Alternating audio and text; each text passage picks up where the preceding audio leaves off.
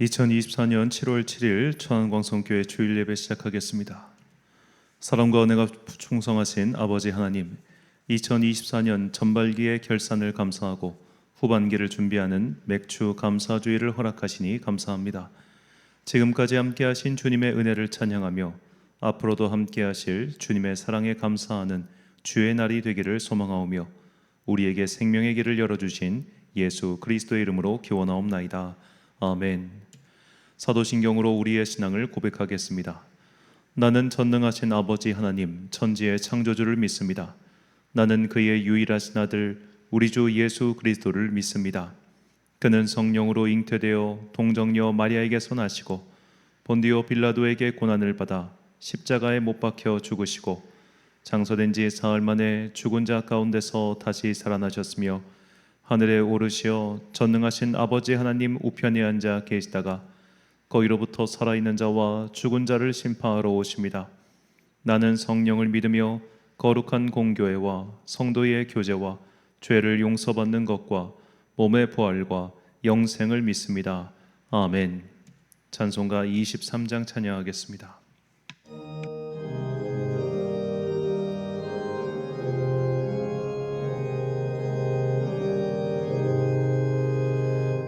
마님이 내게 있으면 그 입 다 가지고 내 구주 주시는 종을 늘 찬송하겠네.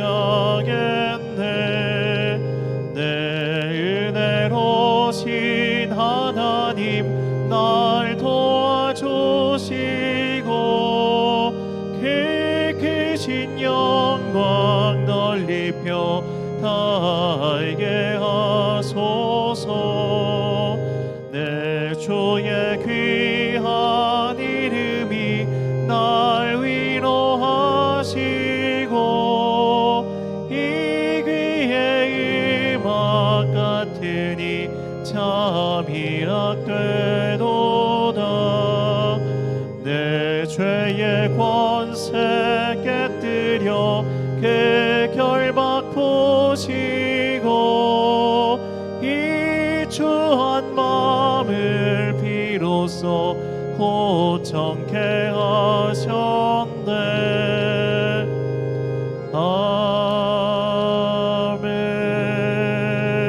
아멘.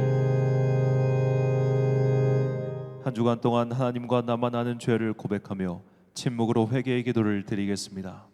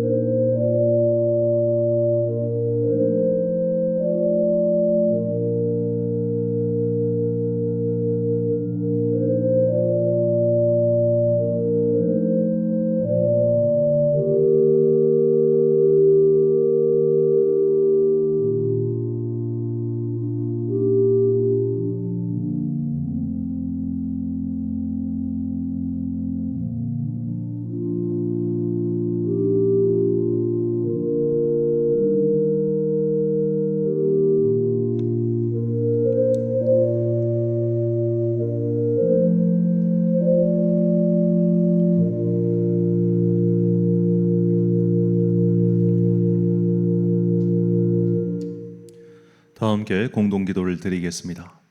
사랑과 은혜가 풍성하신 아버지 하나님, 오늘은 맥주 감사 주일입니다.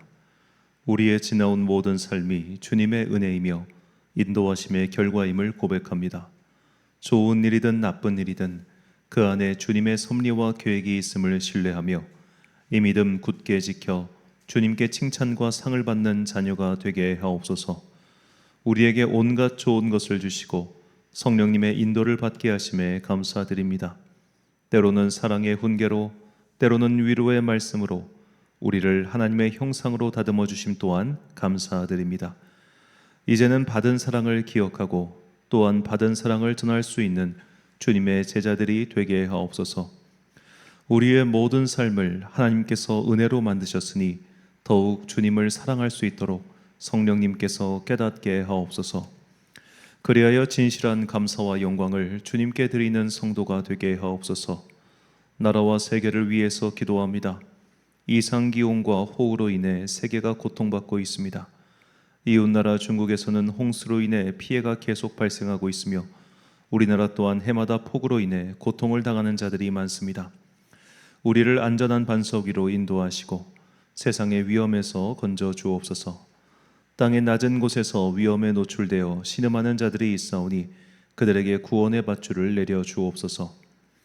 이제 2024년 후반기를 보내는 우리에게 주님의 도를 가르쳐 주사 어둠에 갇힌 우리를 빛의 세계로 인도하옵소서. 이 시간 오직 주님만 영광 받으시고 우리에게는 넘치는 은혜와 축복의 시간이 되게 하옵소서.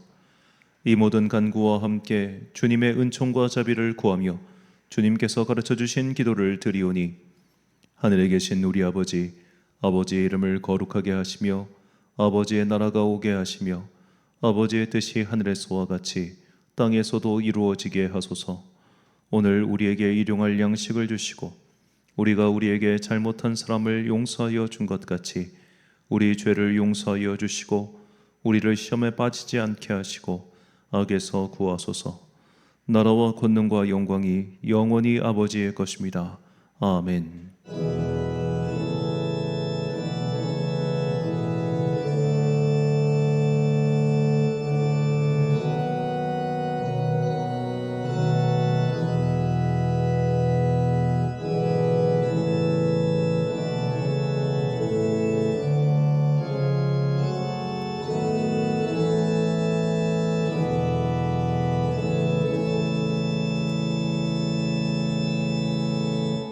사조의 말씀 선포하겠습니다.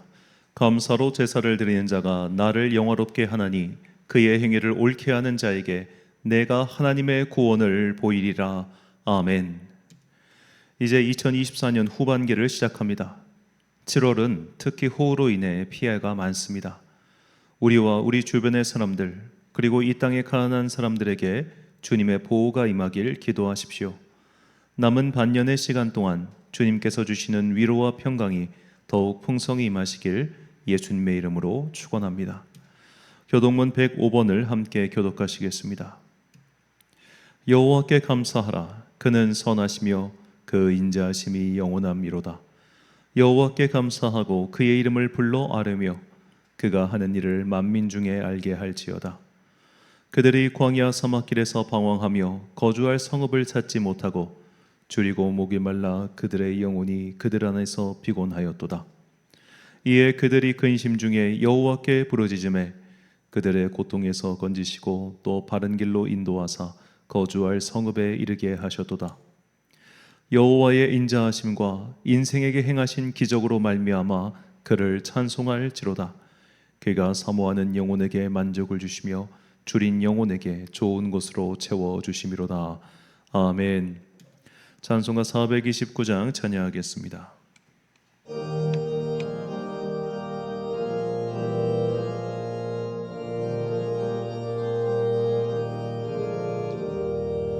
세상 모든 풍파너를 흔들어 약한 마음 낙심하게 될 때에 내려주신 주의 복을 세어라. 주의 크신 복을 내가 알리라. 받은 복을 세어보아라.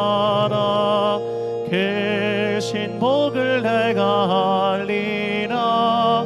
받은 복을 세어보아라. 주의 크신 복을 내가 알리라. 세상 근심 걱정 너를 노르고 십자가를 등에 지고 나갈 때 주가 내게 주신 복을 세어라.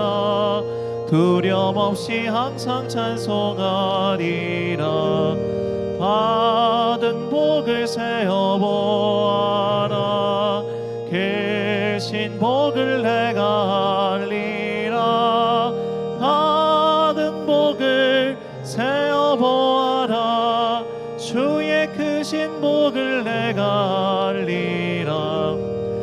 세상 권세 너의 앞길 막을 때 주만 믿고 낙심하지 말아라. 천사들이 너를 보호하리니 염려 없이 앞만 보고 나가라. 받은 복을 세어보아라. 계신 복을 내가 알리라. 받은 복을 세어보아라. 주의 크신 복을 내가 알리라. 제안주 봉헌하신 분들입니다. 김종학 집사님 가정에서 주저헌금 드리셨습니다. 11조 헌금 김장로님, 김봉성 안수 집사님, 송정윤 청년 드렸고요. 맥주감사 헌금 오영은 집사님 그리고 송정윤 청년 드렸습니다. 감사헌금 송문랑 권사님 그리고 양옥희 권슬기 가족에서 또 감사헌금 드리셨고요. 성경헌금 건축헌금 1,000번째 오영은 집사님, 목적헌금 한상철 집사님 드리셨습니다. 2024년 전반기 결산 보고 드리겠습니다. 총 수입은 3,196만 2,547원입니다. 이는 전반기 이자를 포함한 액수입니다. 11조가 1,483만 5,150원, 감사헌금이 395만 원, 주정헌금이 93만 7천 원, 그리고 기타 건축헌금, 절기감사헌금 등등 헌금이 1,223만 397원이 되겠습니다. 해마다 이렇게 결산 보고를 드릴 때마다 참 너무나 감사하다는 마음을 금할 길이 없습니다. 주님께서 우리 천안광성교회를 사랑하시고 해서 이렇게 많은 것들을 채워주심에 감사드립니다. 앞으로도 더욱더 맡은 바 사명에 충성하고 힘쓰는 우리 교회가 되도록 노력하겠습니다. 잠시 말씀드리면 제 개인 휴가가 내일 월요일 하루 있습니다. 개척하고 그동안 휴가를 따로 가본 적은 없는데 내일 월요일은 제 휴가여서 월요일 새벽 기도가 없다는 점 양해 부탁드리겠습니다. 저희 교회가 아직 부교역자가 없기 때문에 이렇게 제가 빠지면은 새벽 기도를 할 수가 없는데 월요일 하루 내일 새벽 기도 없다는 점 다시 한번 알려드리고 또 양해 말씀 부탁드립니다. 드린 예물 위하여 봉헌 기도 드리겠습니다. 사랑과 은혜가 충만하신 아버지 하나님, 전반기의 결산을 감사하는 맥주 감사 주일을 맞이하여 지금까지 함께 하신 주님의 은혜를 찬양하고 또 그 은혜에 감사드립니다. 사람이 무엇이간데 주께서 이렇게 많은 것들로 우리를 채워주시는지 돌이켜보면 모든 것이 감사의 제목이 아닐 수 없습니다.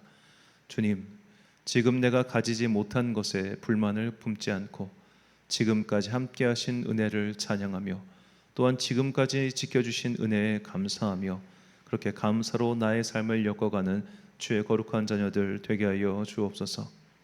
나의 삶의 모든 것이 주님께서 주셨으며 또한 앞으로 나의 삶도 주님께서 인도하심을 고백할 때 우리는 그리스도의 장성한 분량에 마침내 이를 것이며 그리하여 주님께서 약속하신 그날 우리 믿음의 면류관을 취할 것을 믿습니다. 그 하늘나라의 최후상을 바라보며 오늘의 고통과 오늘의 어려움을 능히 믿음으로 극복해 나아가는 주의 거룩한 자녀들 되게 하여 주옵소서. 이제 맥주감사주의를 맞이하여 주님께서 우리에게 주시는 하나님의 말씀을 듣습니다. 그 진리의 말씀을 따라서 언젠가 주님께서 우리를 부르시는 그날까지 이 믿음 잘 지켜나가 마침내 믿음의 상을 받게 되기를 간절히 소망하오며 이 모든 말씀 우리 구주 예수 그리스도의 이름으로 기도드립니다. 아멘.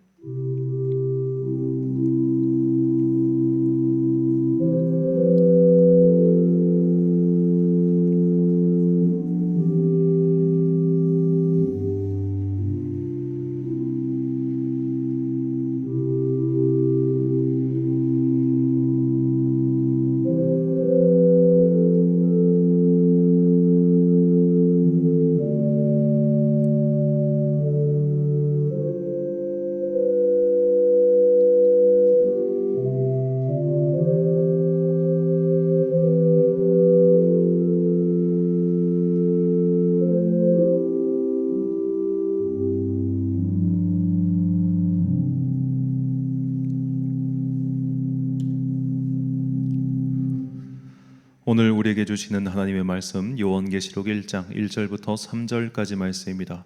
요한계시록 1장 1절부터 3절까지의 말씀 이제 봉독하겠습니다. 하나님의 말씀 경청하십시오. 예수 그리스도의 계시라. 이는 하나님이 그에게 주사 반드시 속히 일어날 일들을 그 종들에게 보이시려고 그의 천사를 그 종 요한에게 보내어 알게 하신 것이라.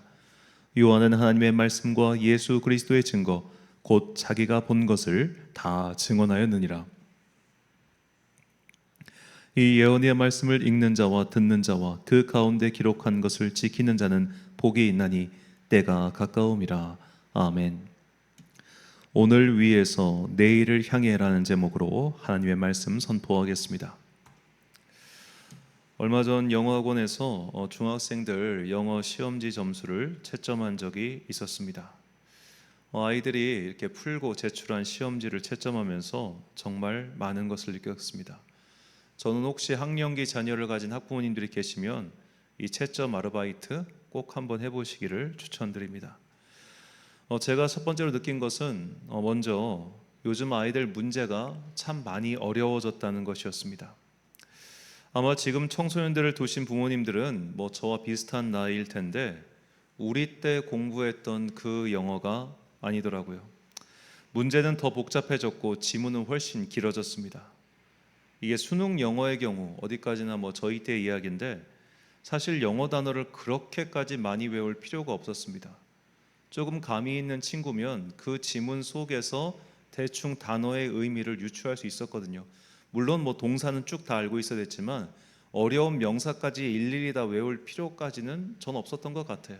대충 눈치 봐가지고 여기선 이런 의미겠구나 해가지고 문제를 충분히 풀 수가 있었습니다. 그런데 지금은 그게 너무 어려워졌습니다. 보니까요 지문이 너무 깁니다. 단어의 뜻을 유추해서 풀기가 어려울 정도로 문제 자체를 비비 꼬아놨어요.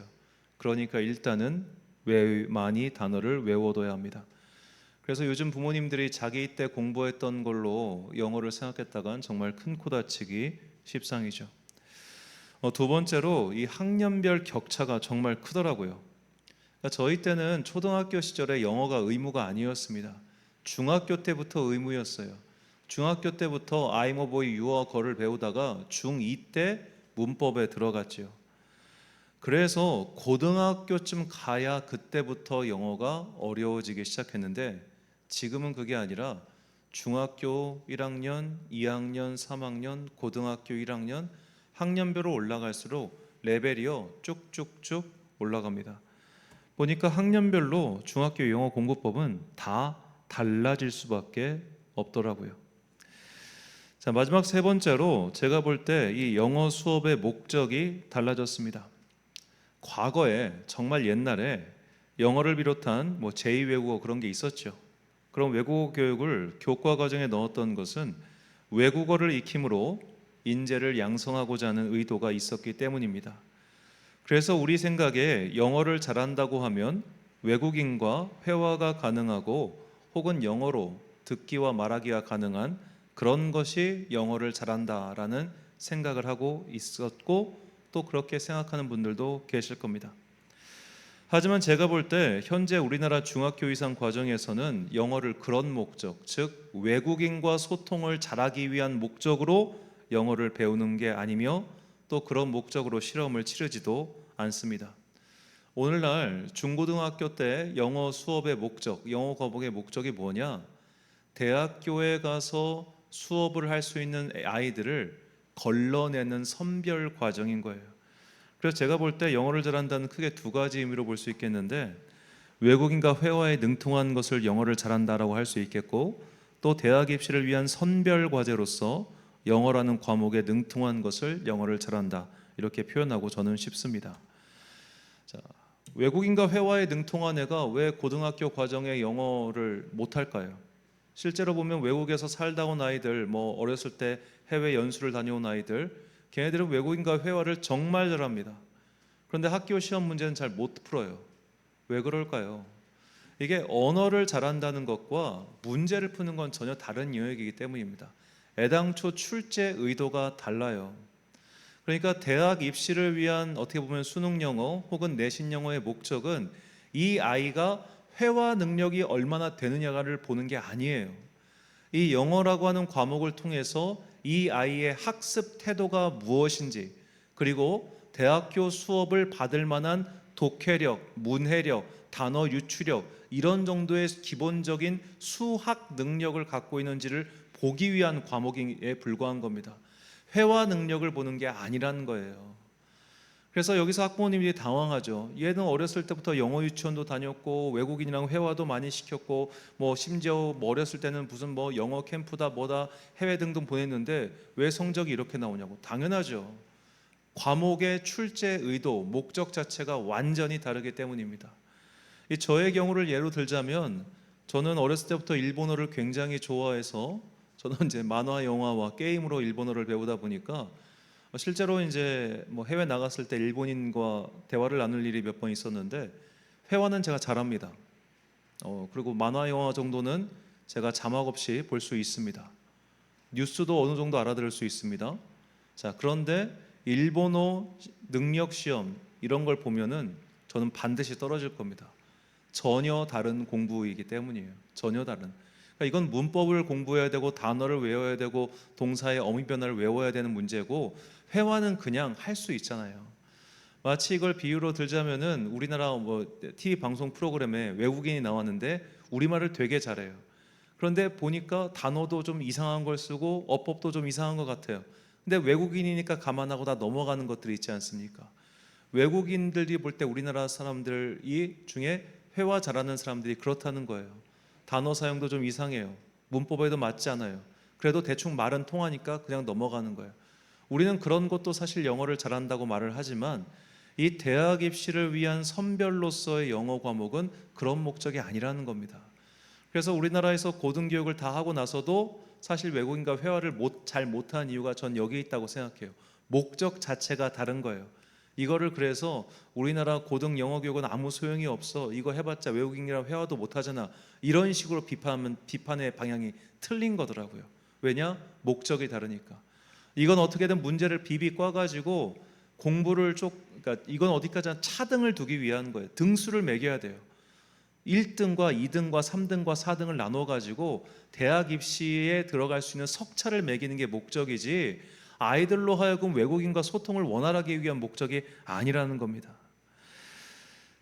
자, 이것을 쭉 보면서 왜 우리가 이런 것들을 모르고 있을까? 왜 부모님들은 이런 것들에 대해서 전혀 생각을 하고 있지 못할까? 이런 생각이 좀 들었습니다. 왜 이런 걸 놓치고 있는지 말이죠.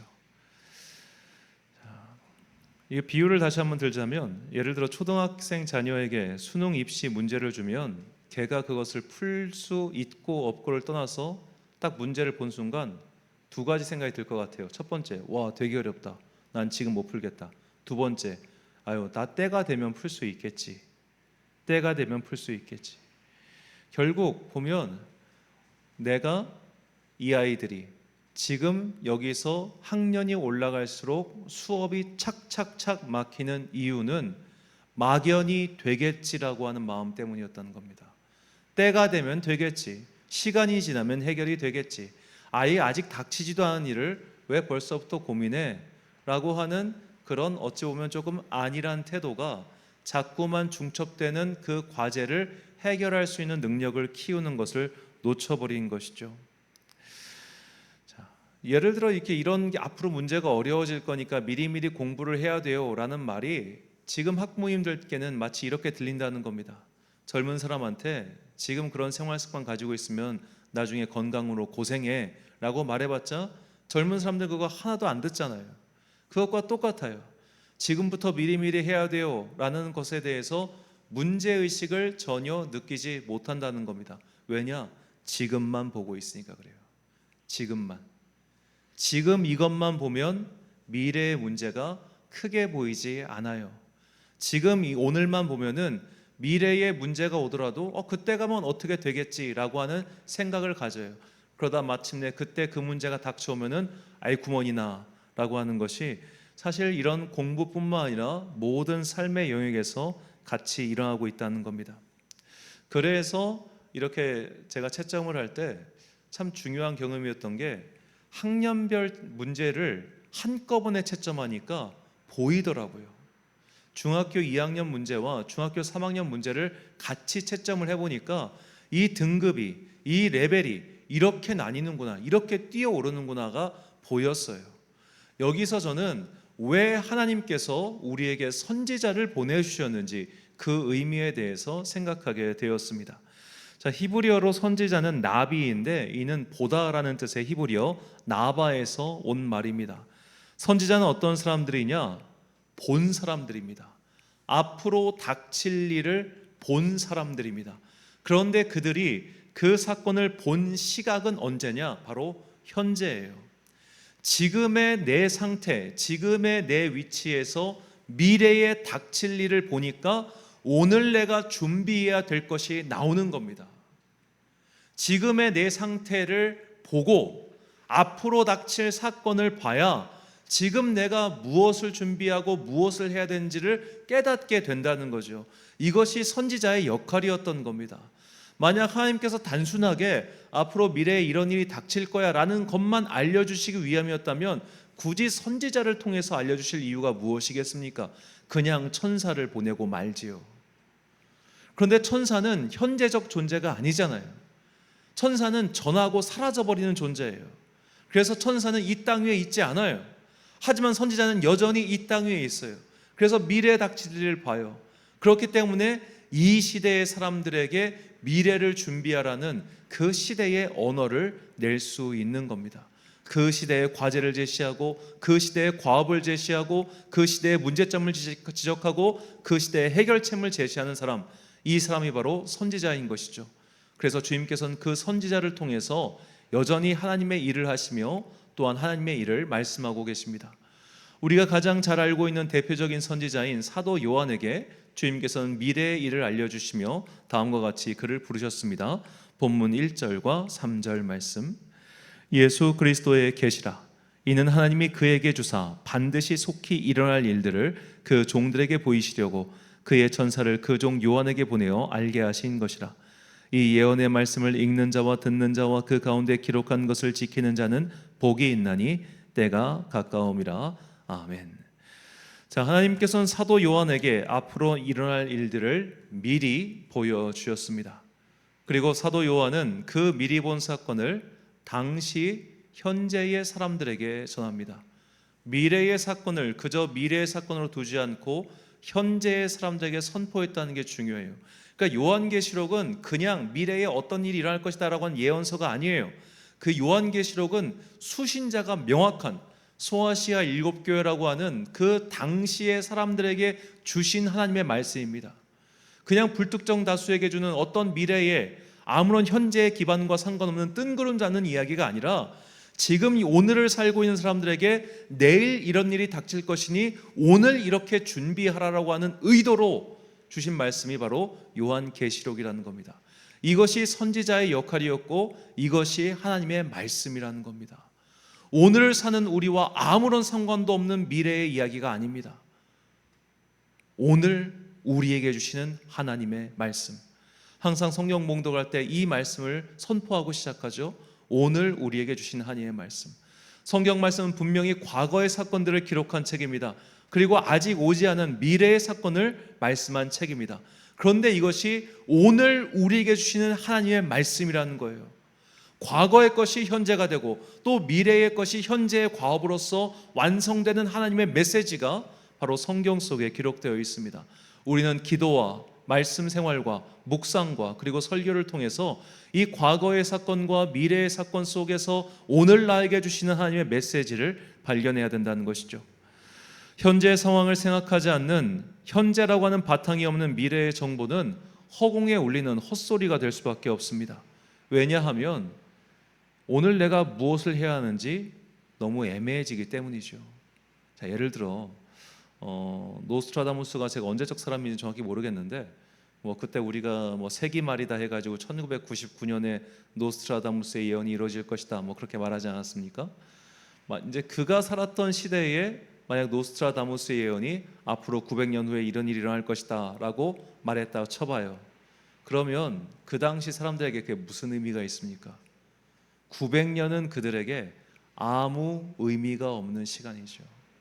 미래의 사건인데 그 미래가 나와 아무런 상관이 없을 때 그 미래의 정보는 나에게 어떠한 영향도 미치지 못합니다. 반대로 미래의 정보가 주어졌음에도 불구하고 그것이 현재의 나와 상관이 없다면, 다시 말해 현재의 나에게 아무런 영향을 미치지 못한다면 그 또한 의미가 없겠죠. 하나님의 약속이 이렇습니다. 분명히 주님께서는 우리에게 하나님 나라의 완성을 약속하셨습니다. 하나님 나라의 완성은 두 가지 의미가 있습니다. 역사의 마지막, 우리가 알지 못한 때에 오실 예수 그리스도의 재림을 기다리는 것, 그리고 두 번째로 우리가 이 땅에서 죽어서 어떻게 보면 중간 상태, 하나님의 곁으로 가게 돼서 하나님의 나라를 미리 맛보고 기다리는 것. 하나님께서는 이 두 가지를 모두 우리에게 약속해 주셨고 그 약속을 지키려 하십니다. 그래서 우리에게는 그 약속이 이미 주어져 있는 거예요. 그 약속을 바라보며 오늘을 사는 것이 그리스도인의 삶의 자세라는 겁니다. 미래 약속 따위는 관계없어. 나는 오늘만 중요해. 오늘만 산다가 오늘을 위해서 살다가 그렇게 갈 거야. 이것은 그리스도인의 삶의 자세가 아니라는 것이죠. 그렇게 우리는 현재 위에서 내일을 향해 가는 사람들이라는 겁니다. 그래서 이 그리스도인의 신앙생활을 제가 간단히 말씀드리면, 이 하나님 나라의 완성이 임할 때까지, 또 그리고 우리가 주님 곁에 갈 때까지 이 지상에서 하나님의 뜻에 따르며 사는 것입니다. 성경 안에는 오늘 우리에게 주시는 말씀과 그리고 마침내 임하실 하나님 나라의 약속이 모두 들어가 있습니다. 우리는 그날을 기다리고 바라고 약속된 날이 성취되기를 기도하면서 지금 기다리고 있는 사람들이죠. 예수님께서는 이 기다림에 대해서 신랑을 기다리는 신부의 비유를 통해서 우리가 어떻게 준비해야 되는지를 말씀해 주셨습니다.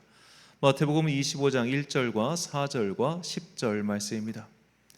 그때 천국은 마치 등을 들고 신랑을 맞으러 나간 10처녀와 같다 하리니, 슬기 있는 자들은 그릇에 기름을 담아 등과 함께 가져갔더니 그들이 사러 간 사이에 신랑이 오므로 준비하였던 자들은 함께 혼인잔치에 들어가고 문은 닫힌지라. 아멘.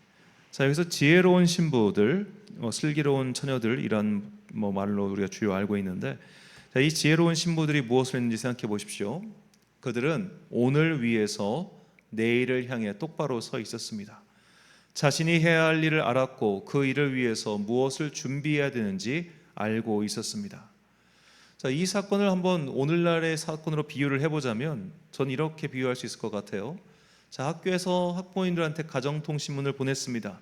그런데 어느 행사에 대해서 알리는 가정통신문이었는데 그 행사가 시작되는 시간을 적어놓지 않은 거예요. 지혜로운 부모들은 시간을 적어놓지 않았으니, 혹은 지연될 수 있다는 또 괄호 문구가 있으니 지연될 수 있겠구나 해가지고 지연될 걸 예비해서 아이들에게 뭔가 준비를 시켰을 거예요.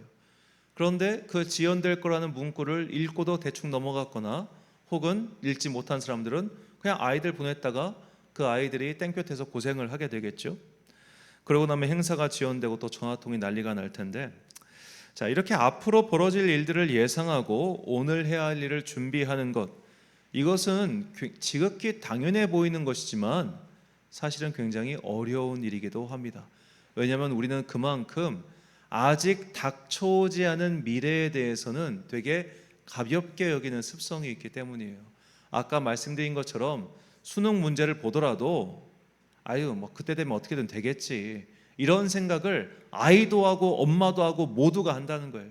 그래서 미래의 위협, 미래에 닥칠 위기에 대해서는 우리가 모르겠다 라는 식으로 넘어가는 게 굉장히 많다는 겁니다.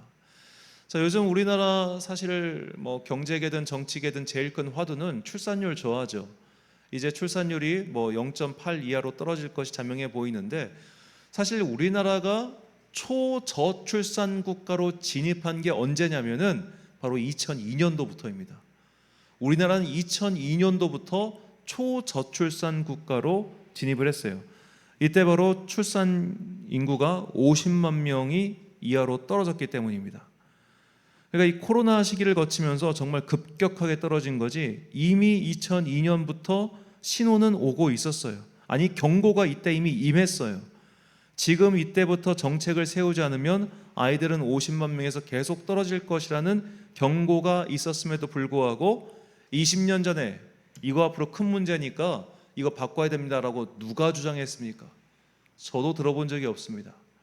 자, 이때 50만 명이면요, 그러니까 2002년생이 50만 명이라는 이야기는 얘네들이 이미 대학을 다 들어갈 나이가 지났죠.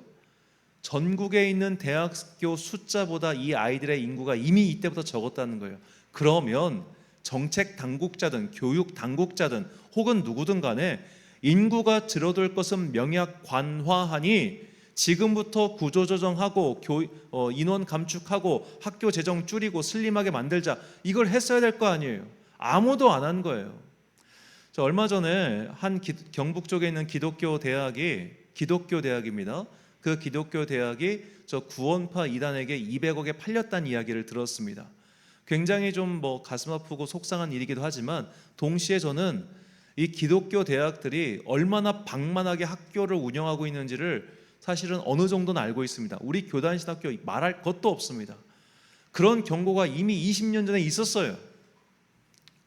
신학교 재정 문제, 신학교 운영 문제에 대해서 비판은 제가 대학교 있을 때부터 있었던 일입니다. 그런데도 그거 내버려두고 있었잖아요.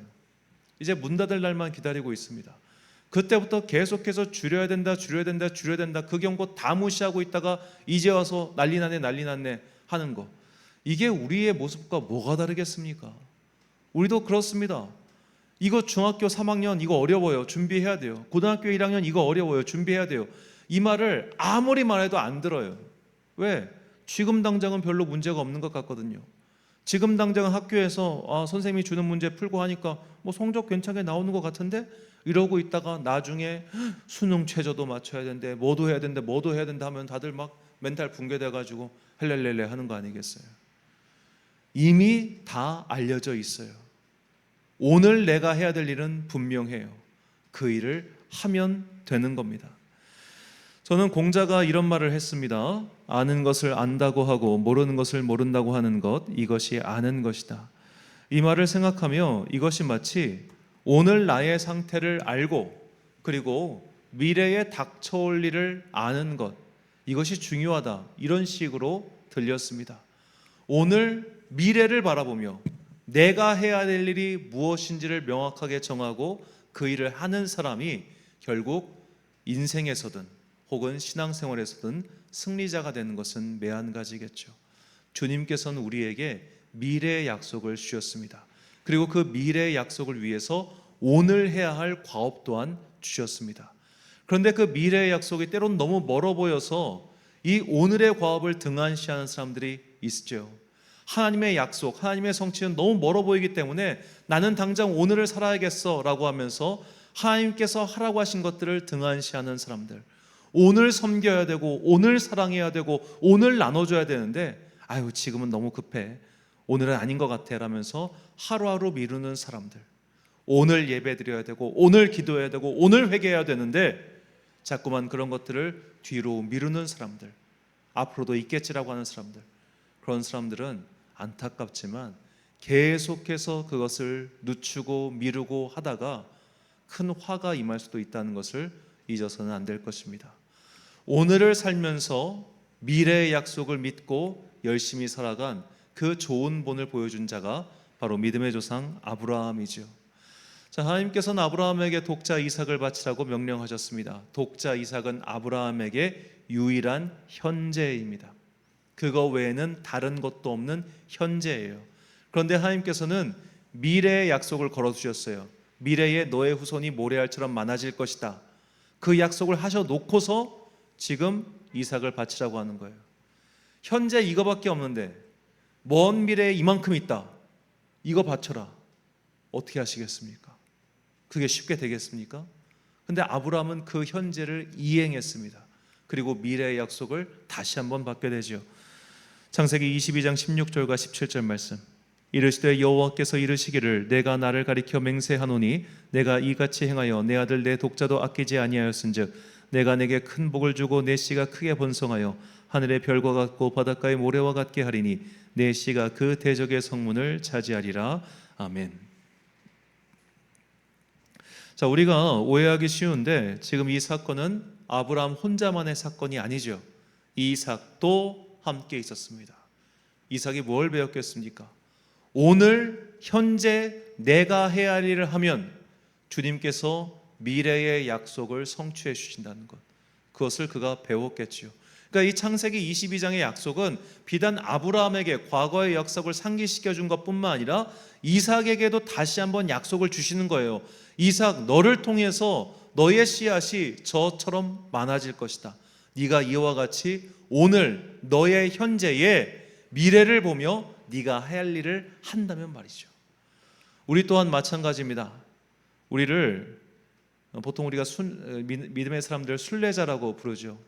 순례자는 제가 자주 말씀드렸지만 순례자는 목적지에 도착하는 게 순례의 끝이 아니에요. 집으로 돌아와야 순례가 끝난 겁니다. 갔다가 와야 거기까지가 순례길인 거예요. 우리는 이 세상으로 보냄을 받았습니다. 그리고 다시 주님께로 돌아와야 됩니다. 그래야 우리의 순례가 끝납니다. 그런데 보냄받은 그곳이 마치 목적지이고 최종 끝난 것처럼 생각하면은 거기서 안 돌아오려고 하겠죠. 이것이 오늘만 사는 사람이에요. 오늘만 사는 사람은 미래의 약속을 취하려고 하지 않아요. 미래의 약속, 그건 어떻게든 되겠지라고 생각하면서 오늘을 그저 하루하루를 찰나적으로 살아갈 뿐이에요. 미래를 대비하지 않아요. 그러면 그에게 미래란 좋은 날이 아니라 괴로운 날이 될 수밖에 없다는 겁니다. 하나님께서 우리에게 주신 그 미래의 약속을 바라보며 오늘 그리스도인답게 때로는 손해보고 때로는 억울한 일을 당하고 때로는 답답한 일을 겪더라도 끝까지 믿음을 지키며 사는 것. 남들이 볼 때는 왜 너는 주일날 일요일날 놀지도 않고 예배가, 일요일 끼고 여행 가면 좋잖아. 너는 왜 교회에다 헌금 갖다 바쳐? 그 돈으로 뭐 하면 좋잖아. 너는 왜 교회에서 봉사해? 그 힘으로 딴 일 하면 좋잖아. 그런저런 조롱과 비아냥과 오해를 받더라도 지금 이것이야말로 미래를 준비하는 가장 현명한 길임을 믿고 오늘을 위해 서서 내일을 향해 사는 그리스도인이 될 때 우리는 마침내 지혜로운 주의 자녀가 되어 마치 주님께서 칭찬하신 그 기름을 준비한 신부들처럼 예비하신 상을 받게 될 것입니다. 이런 우리에게 주는 잠언 기자의 말씀, 잠언 19장 15절과 16절 말씀 함께 읽겠습니다. 시작. 게으름이 사람으로 깊이 잠들게 하나니 태만한 사람은 줄일 것이니라. 계명을 지키는 자는 자기의 영혼을 지키거니와 자기의 행실을 삼가지 아니하는 자는 죽으리라. 아멘. 사랑하는 천안광성교회 성도 여러분, 그리고 이 예배를 함께 드리고 계신 귀한 주님의 자녀 여러분, 오늘은 전반기를 감사로 마무리하며 후반기를 준비하는 맥주 감사 주일입니다. 후반기를 준비하며 우리가 해야 할 일이 무엇인지 다시 새겨봅시다. 우리는 오늘이라고 하는 이 현재 위에서 내일이라고 하는 미래를 향해서 가는 성도들입니다. 우리는 모두 돌아가야 할 하늘나라 본향에 있는 순례자입니다. 순례자는 집으로 돌아갈 때 순례가 끝납니다. 그래서 여기가 끝이라고 생각하면 안 됩니다. 내일도 걸어가야 할 길이 있습니다. 아무리 지치고 힘들어도 오늘 할 분량만큼만 걸어가면 내일의 짐이 커지기 마련이죠. 우리보다 앞서 이 길을 걸어갔던 사람들의 조언을 생각하십시오. 결국은 닥치게 될 미래의 일들을 준비하십시오. 그 방법은 이 땅이 영원한 것이 아니며 하나님 나라가 임하게 될 것을 굳게 신뢰하고 하나님께 영광을 돌리는 삶을 사는 것입니다. 이웃에게 친절하고 죄인들에게 관대하며 원한을 깊이 품지 않고 용서하며 사는 것, 이 삶을 미래에 언젠간 내가 그렇게 되겠지가 아니라 오늘부터 시작을 하는 것이죠. 오늘의 감정에 충실하고 오늘의 원한을 갚고 오늘의 승리만을 추구하며 사는 자는 결국 망하게 될 겁니다.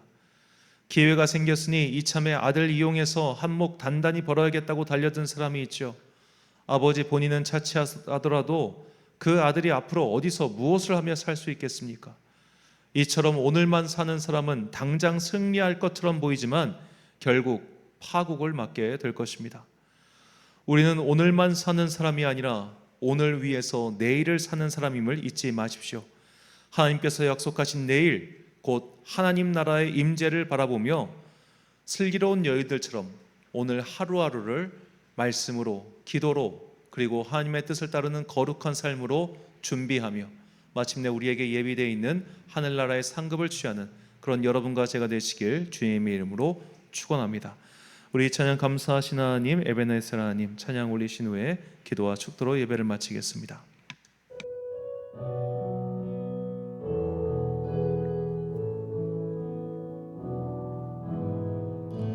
감사하신 하나님, 에베네셀 하나님, 살아계신 하나님, 에베네셀 하나님, 여기까지 인도하셨네. 감사하신 하나님, 여기까지 인도하셨네.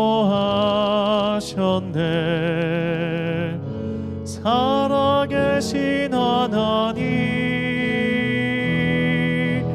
감사하신 하나님,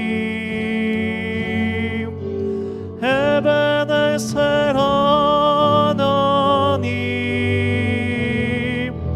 살아계신 하나님, 에베네셀 하나님. 다시 한번 찬양합니다. 감사하신 하나님, 감사하신 하나님, 에베네셀 하나님, 살아계신 하나님, 에베네셀 하나님,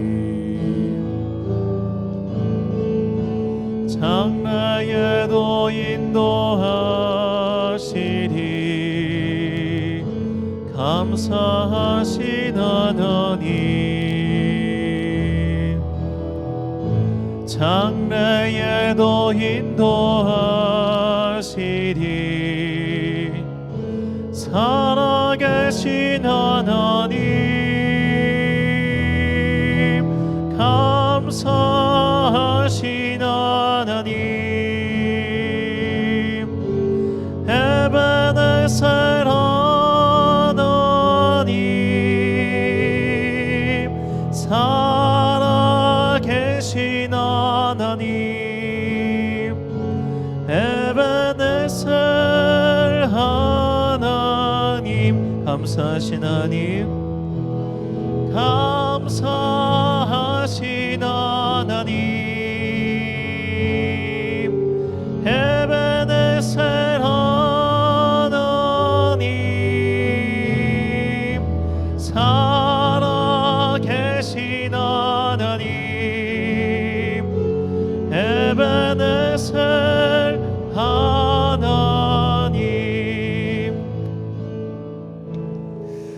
기도하겠습니다. 사랑과 은혜가 풍성하신 아버지 하나님, 지금까지 인도하신 은혜에 감사드립니다. 이제 앞으로도 함께 하실 주님의 은혜를 바라보며 오늘 내가 해야 할 일을 게을리하지 않는 슬기로운 주님의 자녀 되게 하여 주옵소서. 마침내 약속하신 그날이 올 것입니다. 또한 우리가 주님을 배울 그날이 다가올 겁니다. 지금에 함몰되어 오늘만 바라보며 마치 하루만 살다가 죽을 것처럼 그렇게 어리석은 자들 되지 않게 하여 주옵시고, 미래를 향하여 오늘의 과업을 충실하게 이행하는 지혜롭고 슬기로운 자녀 되게 하여 주옵소서. 우리에게는 감사할 제목이 너무나 많습니다. 이렇게 하루하루를 엮어갈 수 있는 모든 것이 감사이며 지나온 삶이 감사이며 앞으로도 우리는 감사함으로 받을 약속들이 있습니다. 그런 것을 바라보며 오늘을 지혜롭게 살아가는 주의 거룩한 자녀들 되게 하여 주옵소서. 이 모든 말씀 우리에게 모든 것을 주시는 거룩하신 예수 그리스도의 이름으로 기도드립니다. 아멘. 파송의 말씀 선포하겠습니다. 하나님께서 약속하신 그날은 반드시 옵니다. 그러니 오늘이라고 하는 현재 위에서 내일이라고 하는 미래를 바라보며 사십시오. 내일만 보며 사는 사람은 현재를 헛되이 보내고 오늘만 보며 사는 사람은 내일을 망치고 말 겁니다. 슬기로운 자녀들처럼 오늘 위해서 내일을 대비하며 우리를 위해 준비하신 면류관을 취하는 주님의 자녀들이 되시길 예수님의 이름으로 축원합니다. 축도로 예배를 마치겠습니다. 지금은 우리 구주 예수 그리스도의 은혜와 하나님 아버지의 놀라우신 사랑과 성령님의 교통하심이 오늘 우리에게 주신 이 현재라고 하는 시간을 먼 훗날 이 말 하나님 나라의 영광을 바라보며 최선을 다하여 준비하며 살아가리라 하지만은 주님의 귀한 자녀들 머리머리 위에 지금부터 영원까지 함께 하시기를 간절히 축원하옵나이다. 아멘.